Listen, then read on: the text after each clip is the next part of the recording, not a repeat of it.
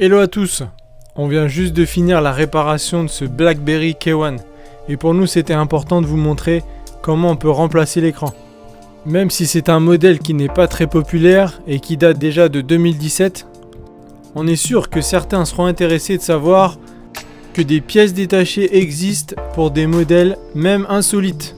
Et même si ce BlackBerry a forcément perdu de la valeur au cours des années, cela revient généralement moins cher de réparer que de racheter un neuf.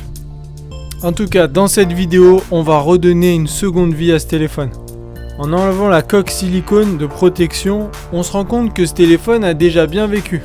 Pour commencer le démontage de ce téléphone, on doit en tout premier lieu démonter la coque arrière. Et on a vraiment trouvé cette étape cool parce que cette coque n'était ni vissée ni collée, mais juste clipsée. Avec une simple spatule, on va pouvoir enlever cette coque arrière. En fait, il y a juste un petit adhésif en bas de la coque, mais pas de quoi nous faire peur.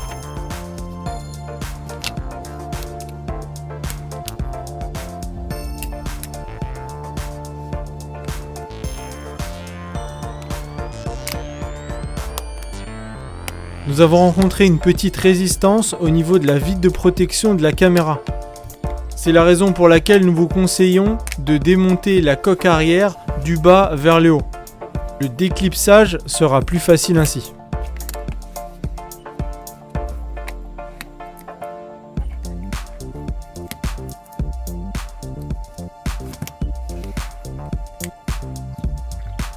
À l'ouverture de ce téléphone, on découvre vraiment quelque chose d'intéressant.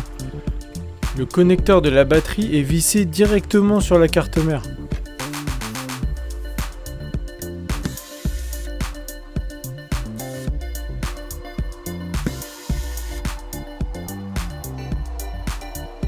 Maintenant, on va pouvoir déconnecter comme il se doit le connecteur de la batterie.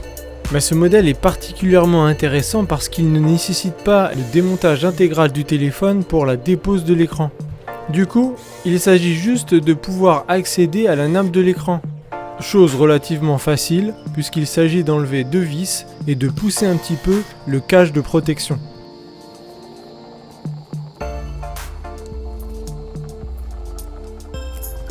Et voilà, c'est fait. Maintenant, on va pouvoir se concentrer sur le décollage de l'écran. Bien entendu, avant cette étape, nous avons passé le téléphone pendant 15 minutes dans le four de réparation, à 80 degrés, ce qui permet de ramollir les adhésifs sur les contours de l'écran. Après quoi, un morceau de feuille plastique nous permettra de créer un point d'entrée entre l'écran et le châssis. Attention, si votre écran est cassé, il est toujours plus prudent de porter des gants.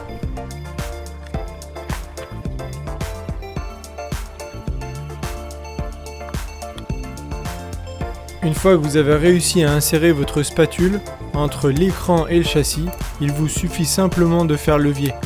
Grâce à la chaleur homogène prodiguée par le four, les adhésifs ne font pratiquement plus effet. Puisque nous allons devoir recoller le nouvel écran, une petite séance de nettoyage s'impose, particulièrement sur les contours du châssis. Brosse à dents et pinceau antistatique sont de la partie. En ce qui concerne le recollage, nous allons utiliser la colle E8000, créée spécialement pour ce type de travaux.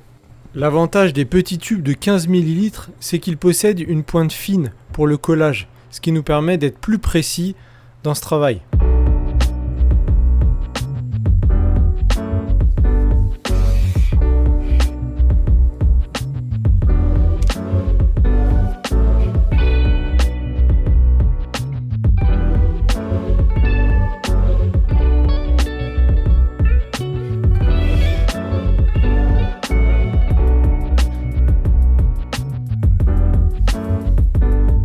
Lorsque la colle est sec au toucher, cela signifie que vous pouvez à présent poser votre nouvel écran. Et comme nous le montre si bien ce technicien, n'oubliez surtout pas d'enlever le film de protection au dos de l'écran. Avant de poser complètement votre écran, vérifiez que la nappe est bien passée à travers le châssis. Une fois celui-ci bien positionné, appuyez fermement sur les bords de l'écran. Si votre écran est bien en place, celui-ci ne devrait pas se faire prier pour bien se coller. Néanmoins, il est possible de voir à certains endroits des débordements de colle. Si c'est votre cas, frottez simplement cet excédent avec votre doigt. Quoi? C'est déjà fini? Non, pas complètement. Mais les étapes suivantes sont du gâteau comparé à ce qui vient d'être fait. Entre autres, il faudra reconnecter la nappe de l'écran, revisser le cache de protection. Et oui, si vous vous posez la question, notre technicien avait inutilement enlevé une vis précédemment. Cette vis servait au bon maintien de la carte mère. Il suffit de la remettre comme les autres.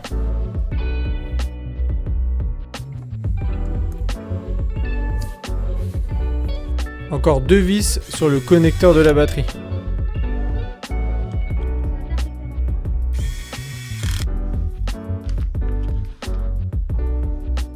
Oui, notre technicien est un peu maniaque. Bref, pour remettre la coque arrière clipsable, il faut commencer par le haut de l'appareil, plus particulièrement le coin gauche au niveau de l'objectif de la caméra arrière.